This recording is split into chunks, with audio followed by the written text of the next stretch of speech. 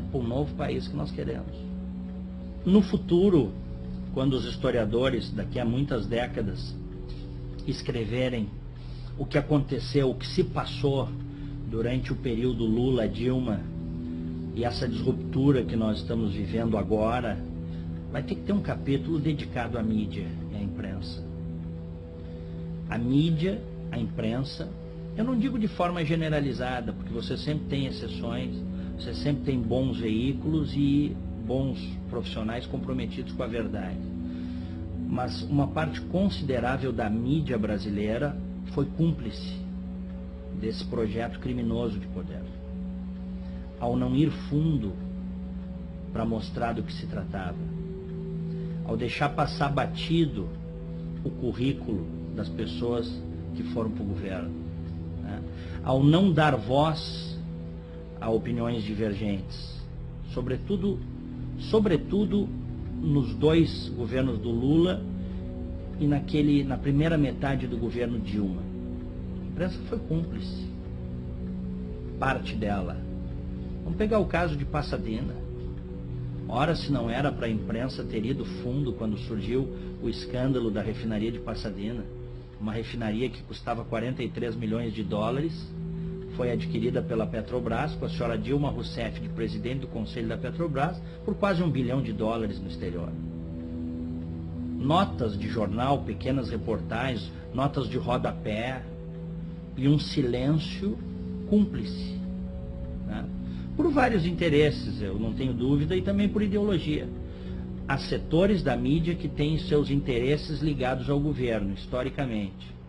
Há outros setores da mídia brasileira que são ideológicos, fazem isso por realmente, sobretudo dentro de redações, por acreditarem que o projeto para o Brasil é um projeto de esquerda, que não deu certo em lugar nenhum do mundo.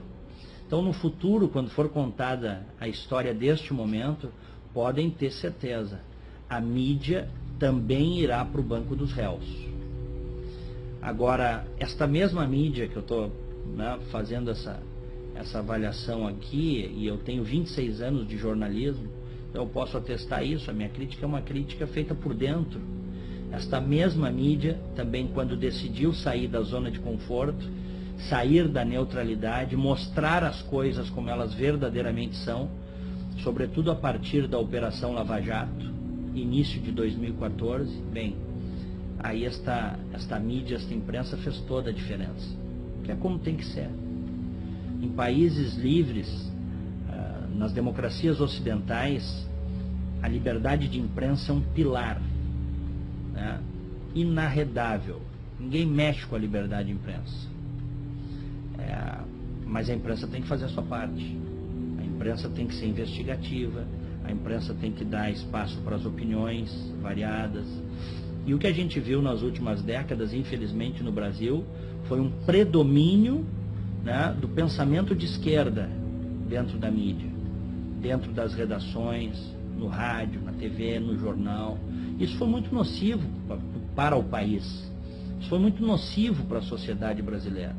Em qualquer lugar civilizado do mundo, você tem pelo menos duas correntes de pensamento, né? Você tem a esquerda e você tem os conservadores. Varia de acordo, evidentemente, com as idiosincrasias regionais, mas em regra é isso. No Brasil houve um momento, sobretudo, né, nesses últimos 15 anos, diria até um pouco mais, porque se a gente pegar Fernando Henrique Cardoso, ele também é um homem de esquerda, né? Com posições modernas em algumas áreas, mas posições absolutamente retrógradas em outras áreas. Se a gente parar para pensar, nós temos aí um predomínio de quase 25 anos da esquerda no governo brasileiro, um quarto de século no poder. Nós temos a doutrinação em sala de aula que gerou militantes nas faculdades de jornalismo, nas faculdades de ciências humanas, e depois estes militantes políticos, esse pessoal de esquerda, acabou indo para as redações, acabou indo para ONGs, voltou a dar aula em universidades, fazendo a cabeça da juventude. Eu, por exemplo, nunca fui apresentado a nada que não fosse de esquerda dentro da faculdade, né?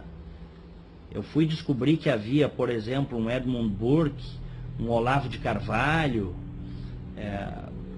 um Luiz Felipe Pondé, que é um fenômeno mais recente, um sujeito interessantíssimo, e outros tantos, fora da faculdade. A faculdade brasileira, a universidade brasileira, ela infelizmente, como ela está constituída nas últimas décadas, ela existe para formar militância, principalmente na área de humanas, para formar militância de esquerda. A universidade brasileira, ela está na linha do não pensar. É proibido a contraposição de ideias. Eu tenho ficado muito impressionado porque isso começa a mudar. Essa é a minha impressão positiva. Hoje nós já temos grupos de pensamento liberal dentro das universidades brasileiras que estão dispostos, apesar de todos os esforços dos professores e das próprias reitorias, estão dispostos a mudar esse jogo, a contar uma outra história, né? A dizer que, enfim, se você teve um Marx, você teve um Mises. Se você teve um Lenin, você teve um Churchill. Né? Se você tem um Rousseau, se você teve um Rousseau, se houve um Rousseau, houve também um Edmund Burke. Essa é a disruptura que nós estamos vivendo. Mas, infelizmente, eu vejo ainda como problemática a academia brasileira. As universidades brasileiras, elas são excludentes e elas, sobretudo na área de humanas, elas cerceiam o livre pensar. Isso é muito ruim para o país. Isso é péssimo para o país.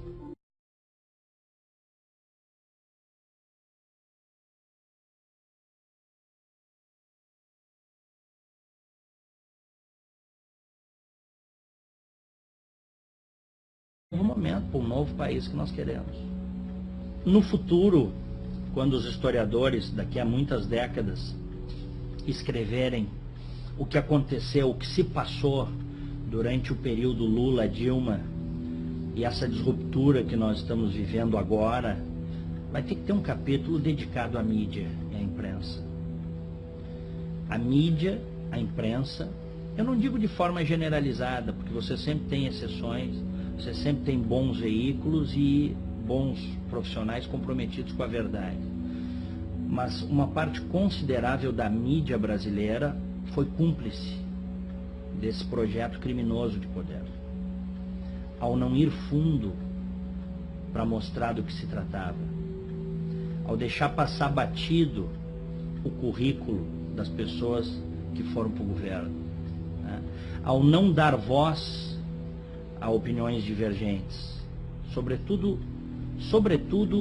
nos dois governos do Lula e na primeira metade do governo Dilma. A imprensa foi cúmplice, parte dela. Vamos pegar o caso de Pasadena. Ora, se não era para a imprensa ter ido fundo quando surgiu o escândalo da refinaria de Pasadena, uma refinaria que custava 43 milhões de dólares, foi adquirida pela Petrobras, com a senhora Dilma Rousseff de presidente do Conselho da Petrobras, por quase $1 bilhão no exterior. Notas de jornal, pequenas reportagens, notas de rodapé e um silêncio cúmplice, né? Por vários interesses, eu não tenho dúvida, e também por ideologia. Há setores da mídia que têm seus interesses ligados ao governo, historicamente. Há outros setores da mídia brasileira que são ideológicos, fazem isso por realmente, sobretudo dentro de redações, por acreditarem que o projeto para o Brasil é um projeto de esquerda, que não deu certo em lugar nenhum do mundo. Então, no futuro, quando for contada a história deste momento, podem ter certeza, a mídia também irá para o banco dos réus. Agora, esta mesma mídia que eu estou fazendo essa avaliação aqui, e eu tenho 26 anos de jornalismo, então eu posso atestar isso, a minha crítica é uma crítica feita por dentro. Esta mesma mídia, também quando decidiu sair da zona de conforto, sair da neutralidade, mostrar as coisas como elas verdadeiramente são, sobretudo a partir da Operação Lava Jato, início de 2014, bem, aí esta mídia, esta imprensa fez toda a diferença. Que é como tem que ser. Em países livres, nas democracias ocidentais, a liberdade de imprensa é um pilar, né, inarredável. Ninguém mexe com a liberdade de imprensa. Mas a imprensa tem que fazer a sua parte. A imprensa tem que ser investigativa, a imprensa tem que dar espaço para as opiniões variadas. E o que a gente viu nas últimas décadas, infelizmente no Brasil, foi um predomínio, né, do pensamento de esquerda dentro da mídia, dentro das redações, no rádio, na TV, no jornal. Isso foi muito nocivo para o país. Isso foi muito nocivo para a sociedade brasileira. Em qualquer lugar civilizado do mundo, você tem pelo menos duas correntes de pensamento, né? Você tem a esquerda e você tem os conservadores. Varia de acordo, evidentemente, com as idiosincrasias regionais, mas em regra é isso. No Brasil houve um momento, sobretudo, né, nesses últimos 15 anos, diria até um pouco mais, porque se a gente pegar Fernando Henrique Cardoso, ele também é um homem de esquerda, né? Com posições modernas em algumas áreas, mas posições absolutamente retrógradas em outras áreas. Se a gente parar para pensar, nós temos aí um predomínio de quase 25 anos da esquerda no governo brasileiro, um quarto de século no poder. Nós temos a doutrinação em sala de aula que gerou militantes nas faculdades de jornalismo, nas faculdades de ciências humanas, e depois estes militantes políticos, esse pessoal de esquerda, acabou indo para as redações, acabou indo para ONGs, voltou a dar aula em universidades, fazendo a cabeça da juventude.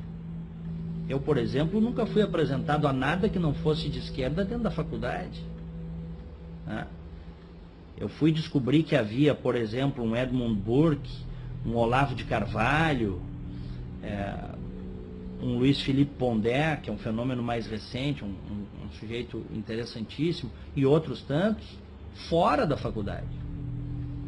A faculdade brasileira, a universidade brasileira, ela infelizmente, como ela está constituída nas últimas décadas, ela existe para formar militância, principalmente na área de humanas, para formar militância de esquerda. A universidade brasileira, ela está na linha do não pensar.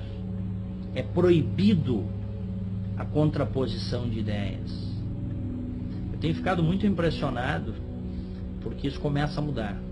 Essa é a minha impressão positiva. Hoje nós já temos grupos de pensamento liberal dentro das universidades brasileiras que estão dispostos, apesar de todos os esforços dos professores e das próprias reitorias, estão dispostos a mudar esse jogo, a contar uma outra história, né? A dizer que, enfim, se você teve um Marx, você teve um Mises. Se você teve um Lenin, você teve um Churchill. Né? Se você tem um Rousseau, se você teve um Rousseau, se houve um Rousseau, houve também um Edmund Burke. Essa é a disruptura que nós estamos vivendo. Mas, infelizmente, eu vejo ainda como problemática a academia brasileira. As universidades brasileiras, elas são excludentes e elas, sobretudo na área de humanas, elas cerceiam o livre pensar. Isso é muito ruim para o país. Isso é péssimo para o país.